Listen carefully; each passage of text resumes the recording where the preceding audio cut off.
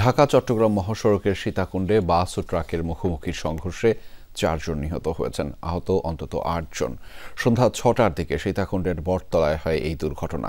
খবর পেয়ে দুর্ঘটনা কবলিত বাস ও ট্রাক সরিয়ে মরদেহগুলো উদ্ধার করে হাসপাতালে পাঠায় ফায়ার সার্ভিস। নিহতদের মধ্যে ৩ জন হলেন চট্টগ্রামের হালিশহরের শাহ আলম, ফেনীর ছাগলনাইয়ার কামাল এবং কুমিল্লার ১৪ গ্রামের জসিম উদ্দিন। আরেকজনের পরিচয় এখন পর্যন্ত পাওয়া যায়নি। আহতদের হাসপাতালে চিকিৎসা দেওয়া হচ্ছে। মধ্যে কয়েকজনের অবস্থা আশঙ্কাজনক বলে জানিয়েছেন চিকিৎসকরা।